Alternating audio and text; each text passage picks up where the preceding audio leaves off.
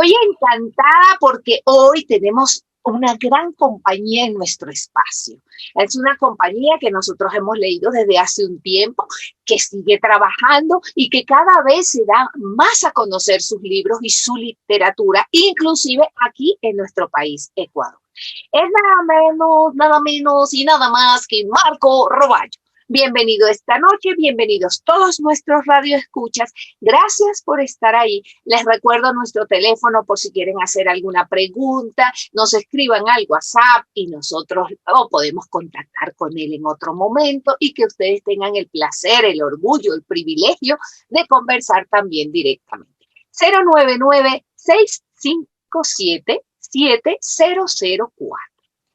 Yo espero que no apabullar con una información innecesaria y que en este transcurso y fluidez de nuestro programa logremos averiguar quién es Marco Roballo para quien no lo conozca un poco más, sepa de otras obras que a lo mejor no conocía quienes ya sabían de él. Inclusive estuvo en la última feria de Quito con su trabajo y estamos muy contentos de que cada vez esté más cerca de nuestro país. Gracias, don Marco, por haber aceptado esta invitación. Muchísimas gracias por compartir con nosotros. Bienvenido. Laura, muchas gracias. Encantado de estar aquí en tu programa.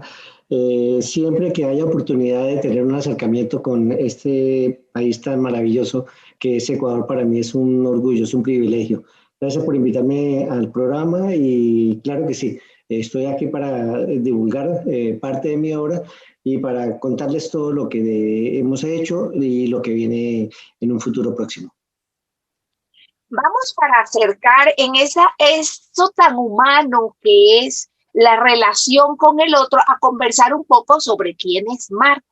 Y después nos metemos para atrás, porque además él trata una gran variedad de temas en su escritura, pero hay uno que particularmente a nosotros nos apasiona y nos fascina y creemos que es sumamente importante, que es el tema histórico. Nosotros en nuestro programa, en nuestro quehacer, siempre sentimos que cuando nosotros no conocemos de historia, no sabemos a dónde estamos y no podemos planificar con más asertividad el futuro. Y que conocer de historia en una forma amena y en una forma que nos interese como humanos, nos aleja de aquello que en la primaria y muchas veces en la secundaria, si no tuvimos profesores que amaran y fueran excepcionales, pues nosotros nos distanciamos.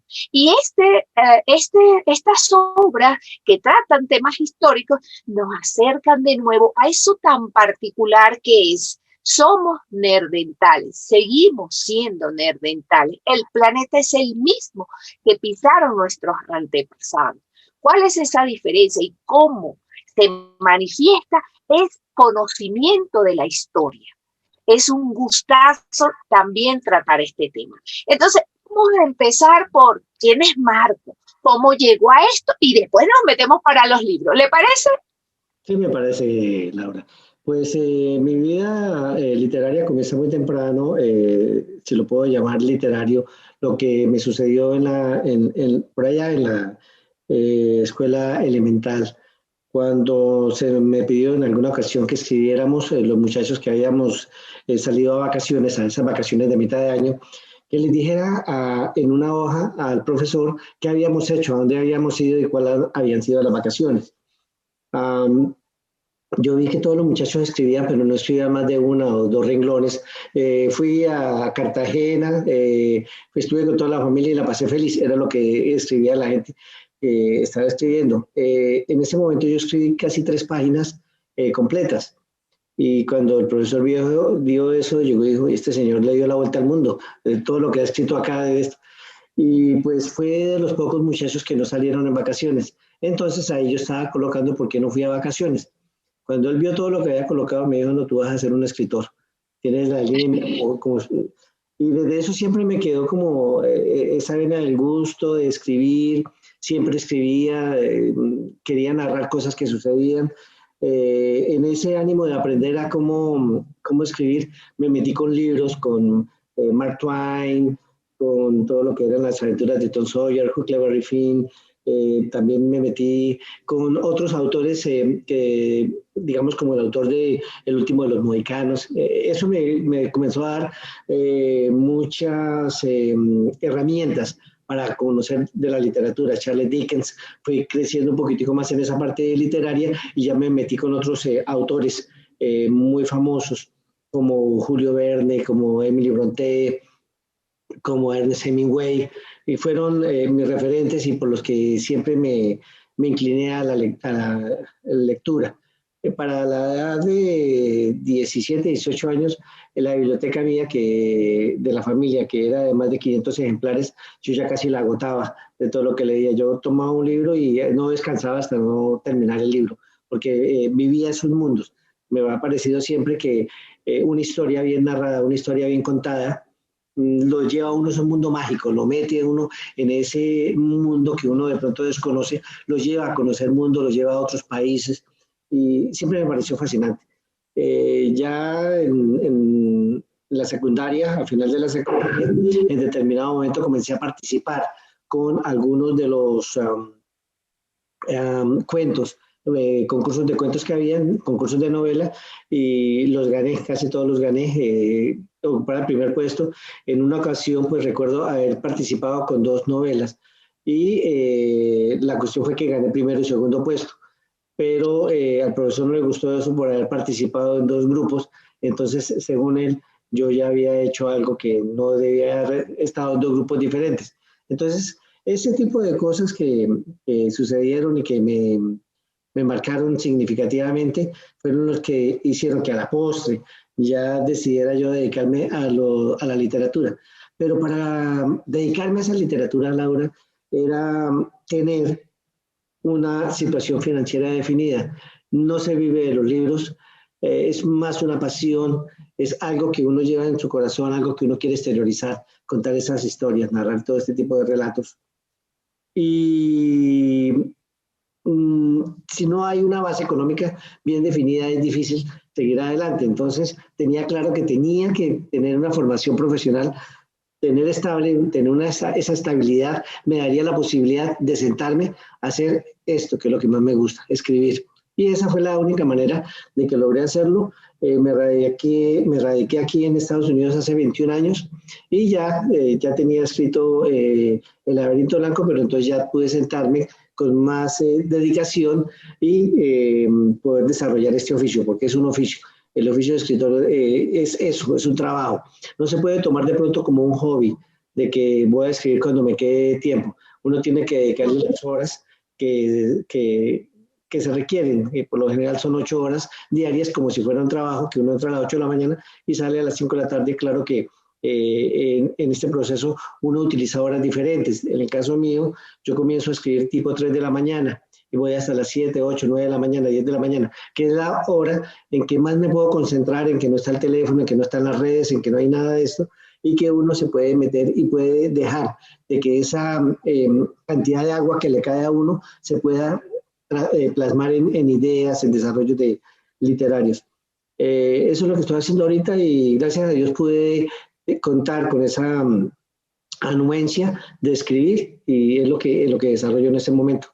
Vivo aquí en Estados Unidos y sigo escribiendo y la idea mía es no parar de escribir hasta que me tenga que ir. Fantástico.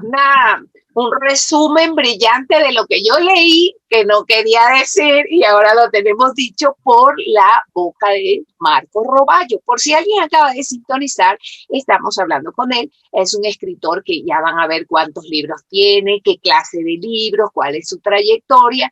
Y ahorita ya tuvimos un primer paseo por cómo llegó a la literatura, que siempre como humanos nos gusta, nos encanta sentirnos cerca, sobre todo cuando nos ha gustado un escritor, queremos sentirlo más cerca y oír todos estos detalles es muy agradable.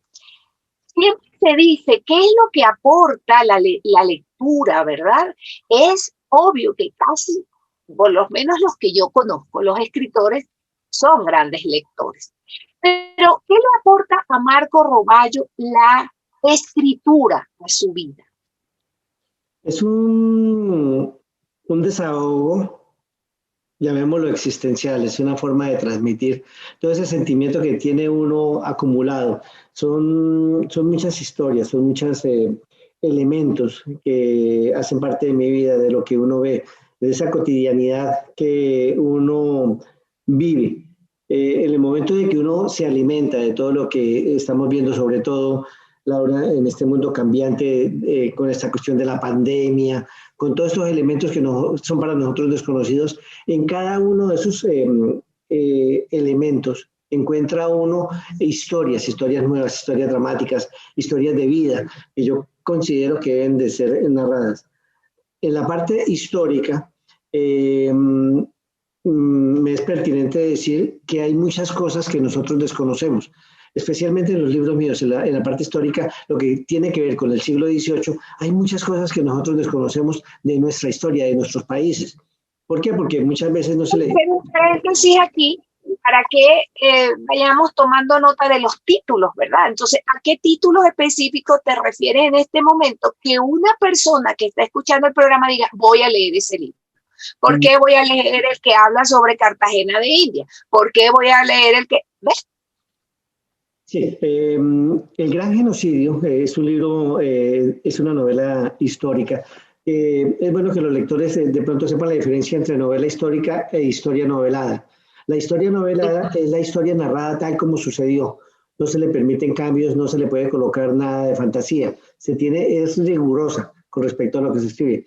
Mientras que la novela histórica sí nos permite llenar esos vacíos, esos intersticios que hay con la ficción. Entonces nosotros colocamos, digamos, en un espacio donde no sabemos qué ocurrió en un diálogo, pero sabemos que después hubo una disputa, sabemos de que de pronto hubo un intercambio de palabras y uno comienza a alimentar, de acuerdo a la psicología de cada uno de los personajes, cuál pudo ser esa conversación. Entonces, ahí en ese campo, digamos, El Gran Genocidio es una novela histórica que comienza o tiene su inicio en 1706, cuando el galeón San José, uno de los galeones que es referente en todo el mundo, es el Pecio, se considera tiene la mayor cantidad de tesoro de los pecios de los barcos que se han hundido, se calcula entre 13 y 14 mil millones de dólares. Este barco, con él comienza la historia de un indígena, un abogado indígena colombiano, de un descendiente de los chipchas, de los muiscas, que se siente herido por la cuestión de lo que hizo España con los latinoamericanos, con los indios americanos, con los nativos americanos. Y él trata de buscar un resarcimiento, que España diga, sí, pueblo nativo americano, pueblo latinoamericano, nosotros cometimos de pronto una barbarie con el pueblo nativo y queremos que se olvide que haya un espacio para el perdón. Entonces él está buscando siempre cómo hacer que España se pronuncie al respecto, pero no lo logra. Solo hasta el momento en que ellos se reúnen y quieren tener, junto con un historiador y con una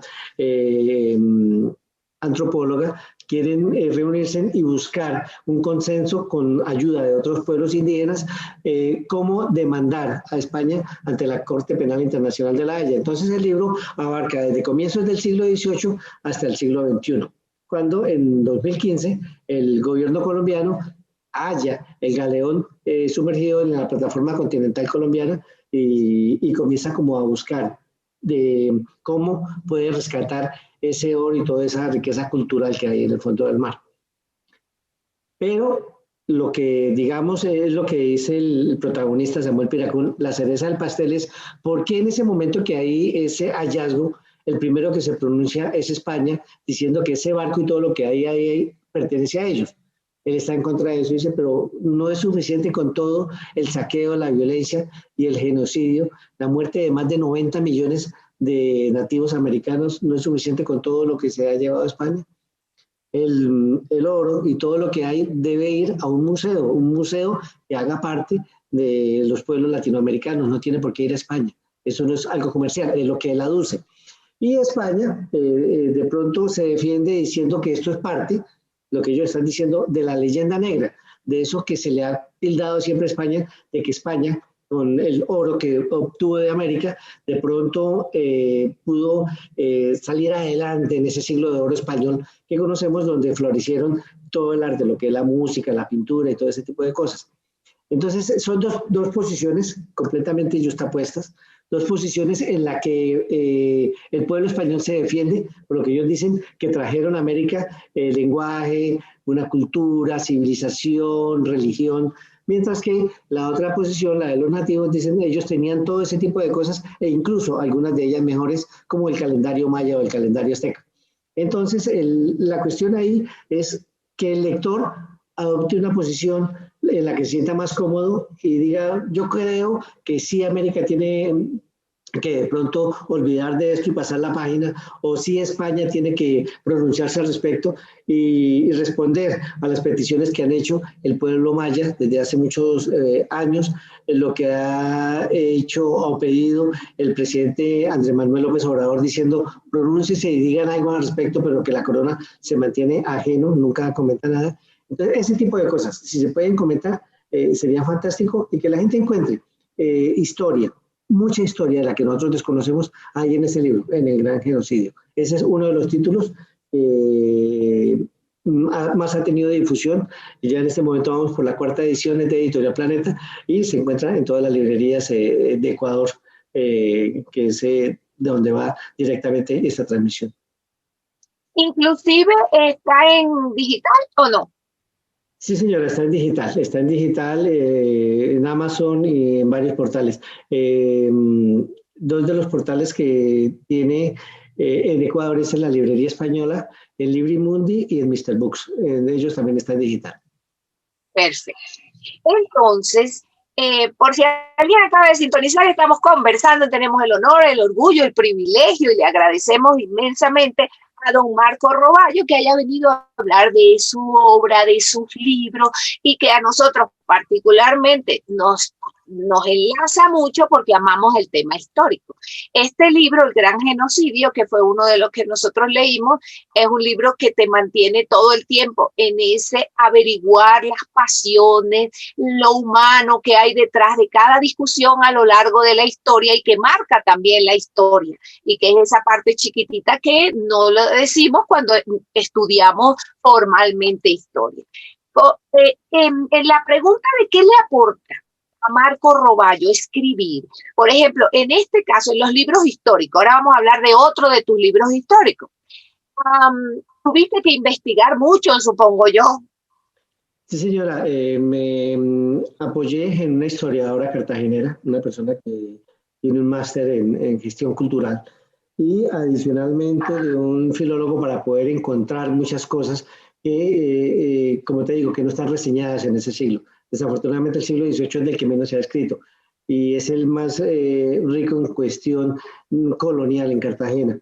Entonces, toda esta documentación que logré con algunos viajeros de la época y lo que encontré en el Archivo General de Indias, que está en Sevilla, España, y en el Archivo General de la Nación en Colombia y en México, me dio para un gran compendio de material que yo estaba necesitando. Entonces comencé a compilarlo, fueron 8 meses de compilación para encontrar la escaleta como iría el libro, porque nosotros vamos, estando en el pasado, vamos al futuro y volvemos otra vez al pasado a encontrar algunas cosas que están perdidas y que los protagonistas comienzan a encontrar y comienzan a enriquecerse con respecto a lo que sucedió. Entonces, sí hubo mucho aporte de las cosas que sucedieron, de lo que está reseñado en esos archivos generales, y aparte de eso, como te digo, algo de ciencia ficción que tocó implementar en la hora en que no encontrábamos esos, o que encontrábamos espacios vacíos que necesitaban ser llenados. ¿Y qué busca Marco cuando elige el siglo XVIII menos escrito, cuando tiene que hacer toda esta información y qué consigue? ¿Y qué cree que consigue en los que lo leemos? Encontrarme con algunas situaciones que para mí eran desconocidas y encontrar personajes que estaban en determinado momento en América, que estaban por otro lado reseñados en España, cuando veo que ellos están actuando independientemente y que en algún momento dado en la historia llegan y se encuentran, para mí fue una sorpresa. digamos, era el caso de personajes de la independencia colombiana y eran personajes de pronto que tenían que ver con la monarquía, que eran separados y que nunca me imaginé que en determinado momento iba a encontrar en una reseña de que ellos tuviesen un diálogo. Para mí eso fue fascinante porque uno se da cuenta que la historia está toda enmarcada en un círculo, que hay personajes que se encuentran. Eso fue fascinante. ¿Qué me aporta a mí? Un gran conocimiento, Laura. A raíz de lo que he investigado, cada día quiero saber más, cada día me meto más en todo eso, aprender siempre me ha gustado la historia desde muy joven. Digamos, haciendo un paréntesis, cuando yo tenía 15, 16 años me interesé mucho por todo lo que tenía que ver con la historia británica, más precisamente con todo lo que había pasado con Inglaterra, con los York, los Lancaster, luego los Tudor, ver toda esa dinastía, ver lo de la Guerra de las Dos Rosas, y eso para mí fue fascinante. De hecho, esta historia, la primera historia que yo comencé a leer de esto, se la conté a la que hoy en día es mi esposa. Entonces le comenté toda esa historia y ella quedó fascinada por esa forma como yo le narraba lo que yo había estado estudiando por 1 o 2 años. Lo mismo, me interesé mucho por la historia, una historia que me fascina a mí mucho, que es el zarismo ruso. Hace poco tuve la oportunidad de estar en San Petersburgo, en Rusia, en Moscú, buscando, porque quería averiguar sobre un personaje que me fascina a mí, Rasputín. Pude estar en la casa donde murió Rasputín, donde fue muerto por Félix Yusupov, y encontrarse uno, Laura, de cara con la historia. En ese sitio, viendo ese sillón, donde ese personaje que tú leíste hace 30 años, hace 40 años, toma vida, toma ese protagonismo, que tú ya no lo estás leyendo, sino que tú estás caminando, donde le están diciendo la historia, mira, aquí era el salón, aquí cayó muerto, y está toda esa historia para uno fascinante. Es fascinante porque uno la leyó y lejos está de imaginarse que algún día uno iba a poder estar ahí, en ese sitio donde hubo tanta historia. Y entonces, ¿esto qué pasa? Que esto me enriquece a mí, me dan más ganas de saber. Ya quiero saber un poco más allá, ir más allá de la historia y tratar de averiguar. Siempre se encuentra uno con elementos y personajes que a veces se pierden en la historia, pero cuando uno comienza a recabar en ello, a veces se encuentra hilos que lo llevan a encontrar el personaje años después o haciendo cosas diferentes o en otro país, pero es fascinante y eso es lo que me aporta y al lector, por supuesto, es fascinante y no sé si de pronto a ti te pasó ver en el libro a personajes como María Tamayo, a personajes como José Fernández de Santillán, que en determinado momento tú lo estás leyendo y no puedes cohibirte del impulso de colocar el nombre en Google y buscar si en realidad existió este personaje. Y cuando encuentras todas las reseñas y comienzas a mirar las cosas donde estuvo, más te interesa la obra. Cuando tú comienzas a mirar, digamos, Felipe V, que aparece también ahí, comienzas a mirar de todo lo que está diciendo de la guerra de la sucesión, tú te interesas y comienzas también a investigar. Porque en este mundo tan amplio, tan globalizado, tan de Internet, eso nos da la posibilidad de no quedarnos simplemente con lo que nos dice el libro, sino averiguar e ir un paso adelante de todo ese tipo de cosas, saber qué es lo que nos trae, qué es lo que nos lleva. Yo creo que es una invitación el libro a que muchos jóvenes conozcan más de la historia. Laura, para nosotros cuando nos hablan de historia, de pronto suena aburrido, porque suena algo muy plano, suena a fechas, suena a personajes, suena a dinastías, y uno como que no quiere meterse en ese error. Pero, ¿qué pasa con la novela histórica? La novela histórica le quita esa rigurosidad a la historia, la vuelve amena, la vuelve interesante, la pone en situaciones que son típicos de una novela, con arcos de personajes, con cliffhanger al final de cada capítulo que invitan a leer el segundo capítulo, todo ese tipo de cosas.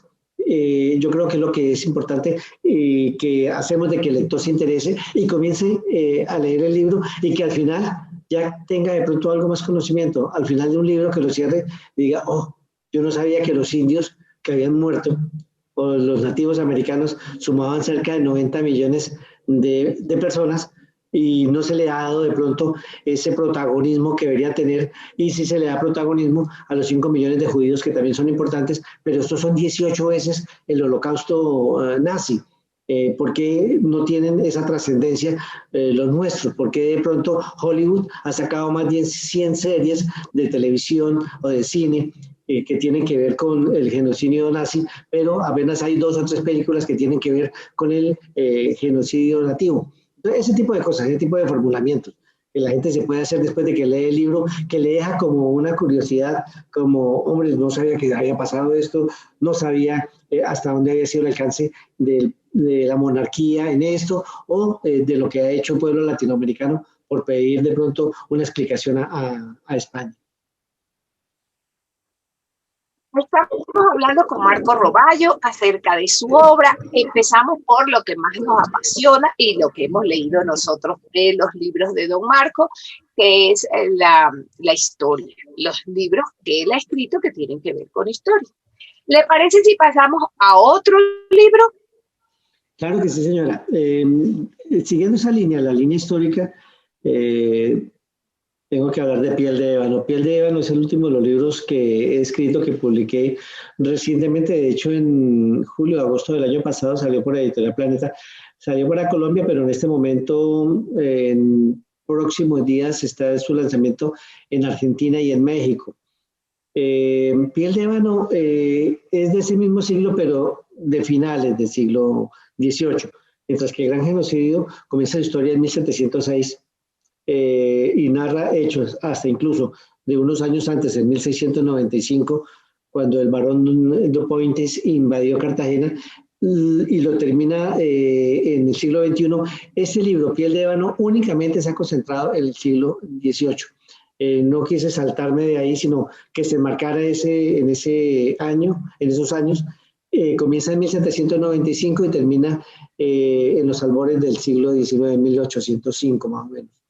Y cuenta la historia de una mulata, la aristocracia cartagenera. Imagínate cómo era esa aristocracia donde había mucha subyugación de la mujer. Estaba esa misoginia y esa xenofobia permanente. Entonces yo quiero darle como abrir una ventana y poder mirar eso que estaba sucediendo en Cartagena. El protagonista de este libro de Piel de Ébano es la mujer. La mujer es la que ocupa todo el campo. ¿Por qué la mujer? Laura, me puse a mirar dentro de las investigaciones que yo estaba adelantando en los archivos generales que te comento, encontré que todo estaba escrito por escribanos, por aristócratas de la época, por viajeros que llegaban a Cartagena y a Nueva España, a México, a La Habana. Todos hombres.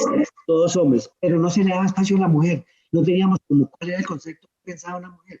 Entonces, lo que quise fue ubicar eso, entonces buscando como protagonista la mujer, pero entonces no la mujer aristócrata, sino que me fui a lo que en ese entonces era considerado el peldaño inferior. Una mujer, aparte de eso, esclava y mulata.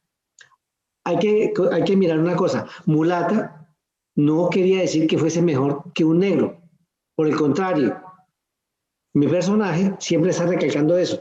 ¿Por qué? Porque mulata, la palabra mulata era una palabra muy peyorativa. Ser blanco, ser negro estaba bien, pero no ser ni blanco ni negro, sino ser mulato era algo despectivo. Era el cruce, de hecho la palabra mulata viene de la palabra mula. De ahí es que no es ni caballo ni es un burro, sino que híbrido. Es híbrido. Entonces, una forma de que los blancos fustigaban, los blancos peninsulares, los que venían de España, les endilgaban a algunos criollos, que eran pues españoles también, pero nacidos en América. La forma como ellos los trataban despectivamente era diciéndoles mulatos. Entonces, esa no era una buena sección. Entonces, si lo ubicamos como mulata, como mujer y como esclava, estaríamos en el peldaño inferior de esa sociedad cartagenera, de esa sociedad que había y que estaba siendo subyugada por todo el mundo. Entonces, narrar la historia desde esa óptica de una mujer que es muy ingenua, pero que a pesar de lo ingenua es sagaz y que quiere salir adelante, que es huérfana, su madre murió cuando ella nació y no sabe nada de su padre, y ella tiene ese propósito en la vida, saber quién fue su padre, sabe que fue un hombre blanco, pero se dicen de que ella de pronto, que la mamá había tenido muchos amantes, se dice que de pronto una de sus, en su línea ancestral, ella proviene de una bruja cartagenera que fue muy famosa, que se llama Paula de Aguiluz, y que ella de pronto tiene ciertos poderes y que ella se queda pensando y le da miedo, pero ella quiere investigar si en realidad tiene ese tipo de poderes, y comenzamos a mezclarla con todo lo que estaba pasando en el puerto de Cartagena, que era por excelencia el punto álgido de la esclavitud en América. Era donde se recibían todos los esclavos que venían de África, en ese triángulo que formaba España, África y América, trayendo todos sus esclavos. Entonces, eso que nos da una simbiosis bastante importante, qué era lo que sucedía en Cartagena, cómo llegaban y cómo ella tenía ese contacto con ese mundo exterior, cómo veía ella la justicia, cómo veía yo todo lo que estaba sucediendo ahí en Cartagena y lo que le llegaba de oídas de España y de Nueva España, que es México, por supuesto. Entonces, eso ambientado con personajes de la época. Un personaje muy interesante que está ahí es Antonio Nariño, que es en Colombia es conocido como el precursor de los derechos humanos, porque él es quien toma los derechos del hombre del francés y los pasa al español. Es lo que la versión que nosotros conocimos fue la que él hizo, la que se conoció en toda América. Él fue que los pasó al español y fue el que encendió la flama libertaria en Colombia y lo que era la Gran Colombia en ese entonces por Simón Bolívar, que fue el que se tomó entre manos esto. Personajes como Manuel de Godoy, que era quien manejaba el poder en España. En España estaba Carlos IV, que a la postre tuvo que abdicar en su hijo Fernando VII, si no estoy mal, pero él, que le decían el cazador, él nunca se la pasaba en el palacio. Y su esposa, María Luisa de Parma, que tenía muy mala reputación, se dicen que ella se hizo amante de Manuel Godoy y ellos dos, entre las sábanas reales, manejaban el gobierno español. Entonces, ahí hay muchas cosas que uno comienza a investigar y a enterarse de que uno no sabía y que a la postre le da a uno mucho conocimiento y ganas de seguir investigando, como yo te digo. Mirar qué era lo que pasaba realmente en La Habana, porque estaban siempre los ingleses al acecho, porque siempre esperaban en Jamaica, que porque estaban pendientes de los barcos que llegaban a América y que se iban a retornar con riquezas. Entonces, todo ese tipo de cosas es bien interesante. Nosotros desconocemos mucho de eso. Hay algo que de pronto tiene que ver con el gran genocidio, volviendo un poquitico atrás, y es, Laura, el hecho de que a nosotros, cuando estábamos pequeños, a nosotros nos enseñaron a querer a los españoles, es lo que siempre he manifestado en algunas de mis entrevistas. A nosotros nos enseñaron a amar a la reina Isabel de Inglaterra, a Fernando, a los reyes católicos, a rendirles como cierto homenaje, a mirar las estatuas que habían de ellos, de Sebastián de Belalcázar, de Francisco Pizarro, de Hernán Cortés en México, de estos personajes. Uno se pone a mirar por qué a nosotros no nos contaron la historia completa, por qué nosotros nos contaron nomás solo una parte de la historia y la otra parte de la historia se quedó sin contar. Y la respuesta es muy sencilla, es muy simple, y es lo que yo he encontrado, porque la historia fue la que nos narró los españoles. Siempre dicen que el que narra la historia es el que gana la batalla. Entonces yo creo que por esa razón a nosotros nos quedaron muchos espacios sin contar, que serían bien interesantes saberlos. Yo hablaba con una princesa muisca en el lanzamiento del libro El Gran Genocidio en Bogotá hace un par de años, y ella me comentaba que mucha gente tenía la percepción de que a los indios no les interesaba el oro. Ella dice, para nosotros era lo mejor. Por eso cuando nuestros indígenas vieron que los españoles nos entregaban espejos y a nosotros nos pareció tan maravilloso, nosotros les dimos a cambio lo que era más valioso para nosotros, el oro. Entonces ahí hay un intercambio económico que me parece a mí no fue el mejor para los indígenas, pero más sin embargo hay cosas que no conocemos, que no somos, en las cuales somos ignorantes y que debemos traerlas a colación. Es nuestra tarea, y yo le he comentado a varios escritores, amigos míos, de que es nuestra labor dar a conocer esa parte, mostrar esa parte de la historia que no se nos ha contado, mostrar de pronto un poquitico más del amplio mundo de Simón Bolívar. Si era Simón Bolívar ese personaje tan derecho como lo manifestaban, o si existían eso que de pronto se ha dado en determinar los demonios de Bolívar, las cosas que vivía él y las cosas como él comenzó a gobernar cuando recién se posicionó de todo lo que era la Gran Colombia. Entonces hay muchas cosas que no nos han contado y yo creo que debemos hacerlo.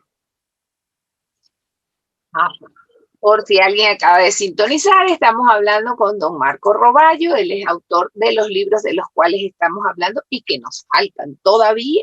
Ya tenemos un paisaje de su vida, de un poco que hay detrás de la escritura y de dos de sus libros.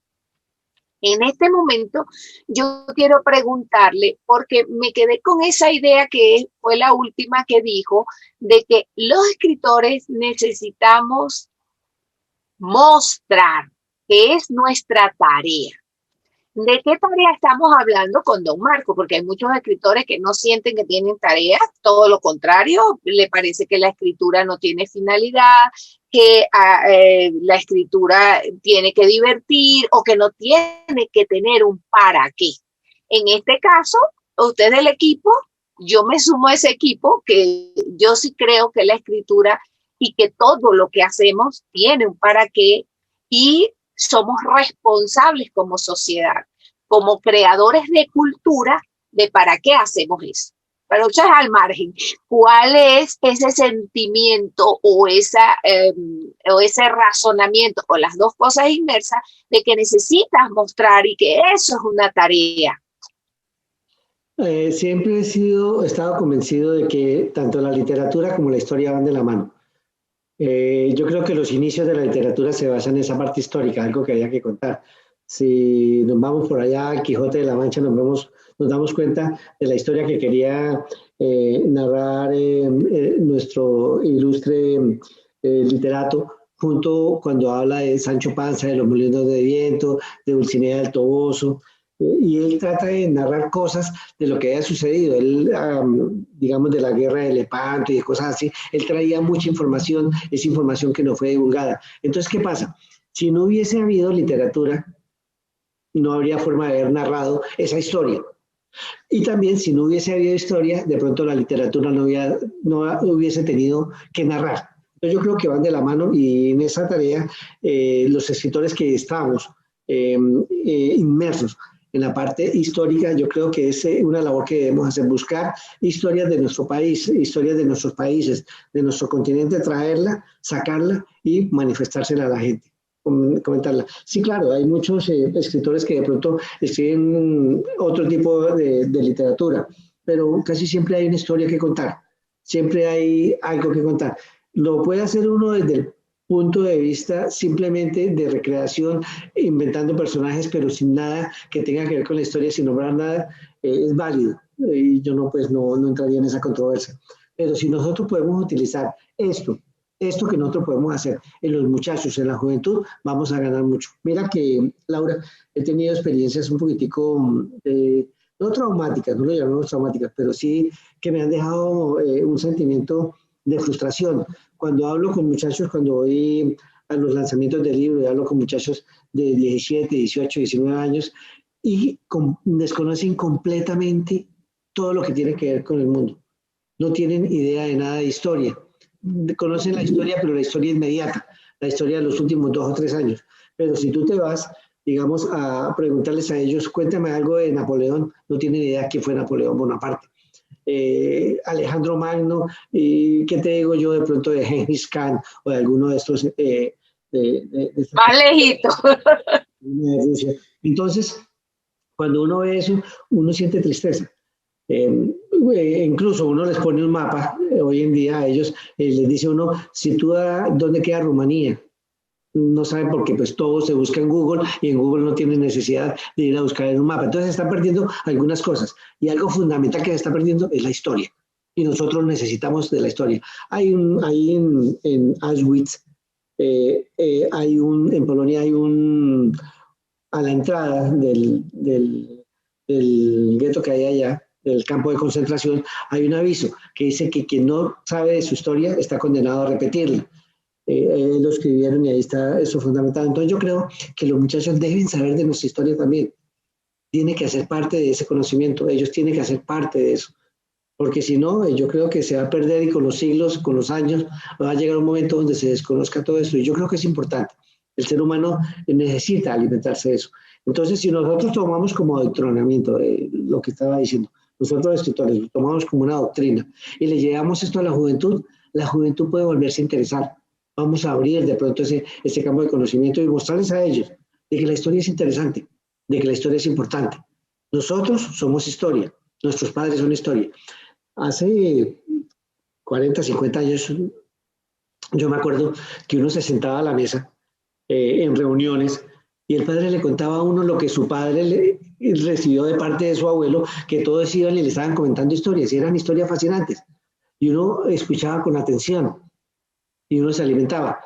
Pues yo creo que nosotros, Laura, no hicimos la tarea de contarle eso a nuestros hijos. Ahí se cortó ese cordón umbilical y se perdió todo ese tipo de información, pero era un espacio abierto, era un espacio cuando uno cenaba, era un espacio divertido porque había como un intercambio cultural cuando uno hablaba con sus padres.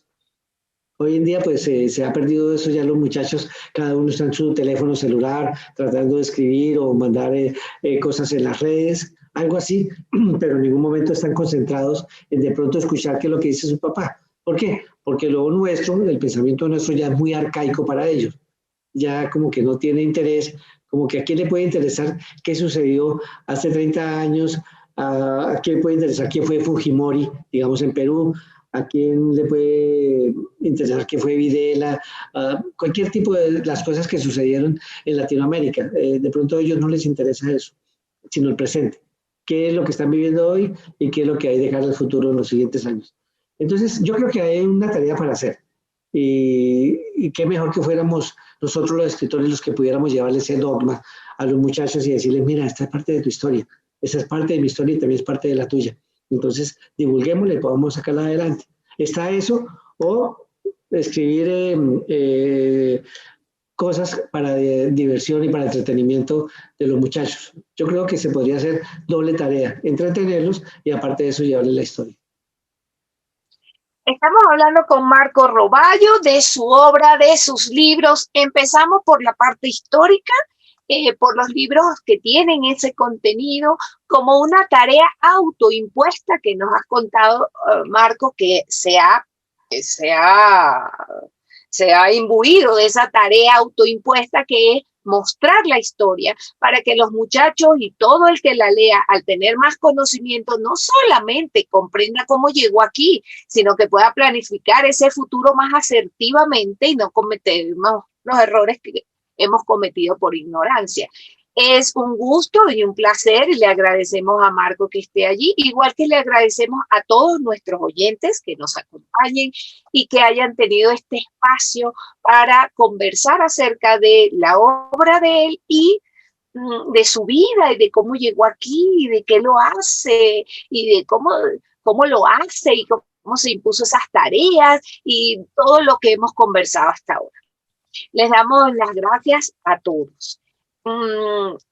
Creemos, no sé si don Marco podrá, pero se nos ocurre ahora que como nos quedan varios libros en el tintero, una conversación sumamente agradable, pudiéramos hacer un segundo programa, porque a este estamos llegando, todavía nos falta un poquito, pero estamos llegando al final. Podríamos proponernos un segundo programa y si don Marco nos dice que sí, hacer esa continuidad y ahora podemos dedicarnos un poquito los minutos que nos queda a abrir el espacio para los que quieren escribir, para conversar acerca del mismo acto de escribir. Por ejemplo, si don Marco nos dice que escribe de 3 de la mañana hasta las 8 por ahí, cómo hace con la vida social, si se tiene que acostar muy temprano, cómo estamos hablando a esta hora, cómo es que todas esas cosas se pueden mezclar. Hay personas que dicen que cuando tú escribes es difícil que te publiquen y todo eso pudiéramos conversar. Si de este oficio maravilloso al final de cuentas, a mí no me importa si me publican o no, porque yo lo que quiero es decir estas cosas, o lo mezclo, está muy ligado, y la parte de marketing y de publicidad me quita tiempo, pero yo sé que la necesito. Conversar acerca de todo esto un ratito para finalizar este programa, y si él tuviera bien, hiciéramos un segundo. Y si no, pues ya ustedes saben que hay que buscar su obra y leerla, porque por esta conversación suponemos que les ha encantado la idea.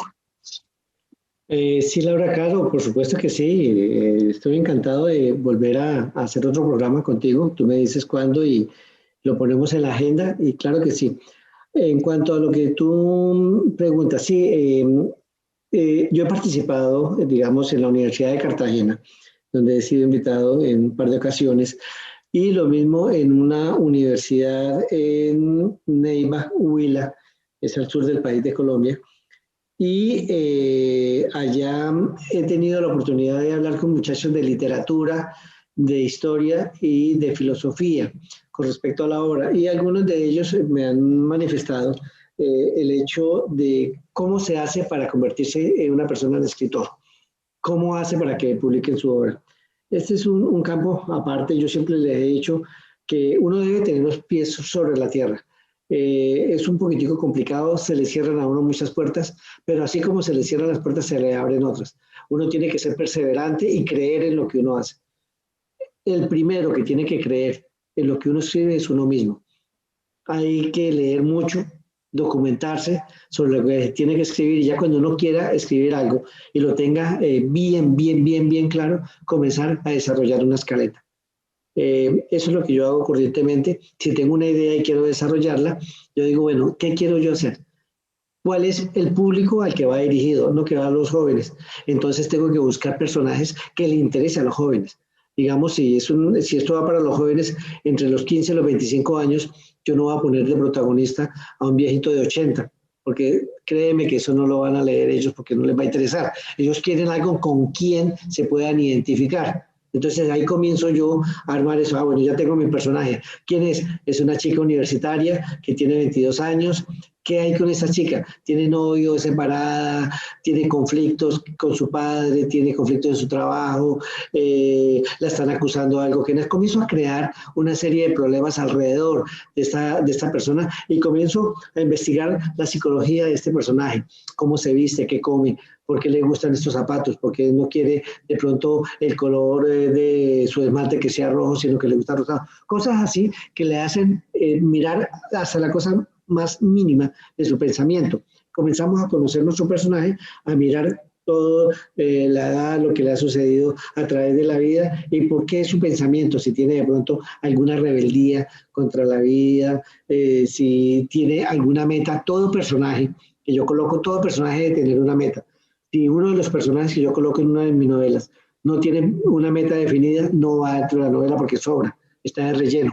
Y yo quiero que cada personaje tenga una meta. Uno tiene la meta de que al final del ejercicio de pronto él quiere convertirse en médico, el otro de pronto la meta que quiere es conseguir que una persona que él ha estado tratando de enamorar termine casándose con él, ese tipo de cosas. Entonces, teniendo todo esto ya bien claro, comienzo a armar una escaleta donde yo digo, bueno, el primer capítulo o toda la historia va desde la A hasta la Z, va de esta manera. Comienzo a decir qué va a pasar a medida que va pasando el tiempo en el personaje, lo sitúo en un tiempo, miro que no vaya a haber nada anacrónico, no de pronto decir que corría el año de 1975 y que la persona contestó el celular, porque ahí la persona cierra el libro y lo tira porque dice, esto aquí no hubo investigación, hay un anacronismo bárbaro y eso. Entonces, escribir. No importa mucho la parte ortográfica. Hay correctores de estilo, hay correctores ortotipográficos, hay gente, Laura, desafortunadamente, y a todos los radioescuchas, que tengan esto claro. No importa que una persona le diga, tu libro no sirve, eso, guarda eso, dedícate a otro oficio. No, uno no puede caer en esa cuestión. ¿A cuántas personas? A Gabo no lo quisieron, a Gabriel García Márquez no lo quisieron publicar en la primera editorial que él se presentó. A él le tocó ir a muchas para que lo publicaran. Entonces, no hay problema de escribir lo que uno crea, simplemente escribir uno como a uno le nazca y como uno pueda. Ya después de que uno tenga terminado toda la escaleta, que diga cuántos capítulos más o menos van a salir, cuántos, por cada capítulo más o menos cuántas páginas, y ya lo tenga bien claro, comenzar a escribir. Darle rienda suelta a toda la imaginación. Ya después de que ya tengas leído, terminado, vuelves y lo lees, lo depuras. Siempre uno va a estar corrigiendo libros. Si uno va a ver el libro 100 veces, siempre se lo va a corregir, porque uno le va a cambiar alguna cosa. Pero ya cuando uno vea de que ya está depurado, de que ya está listo, se lo entrega a un corrector de estilo, a un corrector ortotipográfico, y él le va a dar a uno una pauta diciéndole, mira, aquí esta palabra debería mejor o sonaría mejor de esta manera. Uno lo acepta o lo rechaza. Simplemente uno está buscando que el libro sea entendible, que sea dinámico, que no caiga en muchos lugares comunes, que no diga de pronto muchos clichés, muchas palabras que están en 10.000 libros, aparece esa misma palabra, sino buscar formas diferentes de decir las cosas. Entonces, eso es lo que de pronto puede hacer un buen libro. Ya después de que uno lo tiene terminado, sí comenzar a buscar quién lo publique. Como te decía, de pronto algunas partes le pueden cerrar las puertas, pero uno tiene que golpear y tiene que golpear y tiene que golpear hasta donde le abran la puerta. Harry Potter. La escritora, nadie le quería publicar el libro, nadie le quería publicar el libro. De tanto que buscó, llegó a una editorial muy pequeña. Tomaron su libro, el señor lo tomó, dijo, bueno, yo lo miro, pero no lo miró, lo puso sobre una mesa y ahí lo dejó. Él se olvidó de eso. Su hija, una niña de menor de 10 años, pasó y vio el libro sobre la mesa, lo miró y comenzó a leerlo. Y al otro le dijo al papá, dijo, papi, yo quiero leer la segunda parte de este libro, me gustó. Eso hace que publiquen a Hawkins, el Harry Potter, la escritora más vendida del mundo. Y hay los casos extremos como el autor de La Conjura de los Necios, que se suicidó después que varias editoriales le dijeron que no, y su mamá, después de su muerte, siguió insistiendo y el libro se convirtió en lo que llaman un bestseller, realmente un libro muy bueno. Pero él no estuvo allí para ver el éxito de la perseverancia, que es lo que está transmitiéndonos Marco Roballo. Muchísimas gracias, Marco. Hemos llegado al final de nuestro programa hoy, pero ya estamos comprometidos, así que no nos preocupa. Vamos por una segunda parte donde estaremos desgranando otros libros y en esa conversación algunos otros detalles que puedan ser de interés para nuestros oyentes y que pueda hacernos la conversación y el conocimiento muy agradable como ha sido esto. Muchísimas gracias. Laura, muchas gracias a ti por esta invitación y les invito a todos los que nos escucharon hoy, si tienen preguntas, que se las hagan o se las formulen a Laura, y en la segunda parte, en la segunda entrevista que tengamos, estaré más que gustoso en contestar cualquier tipo de pregunta que tengan. Muchas gracias y un saludo, un abrazo bien grande para todos los ecuatorianos de este hermano colombiano que los quiere mucho.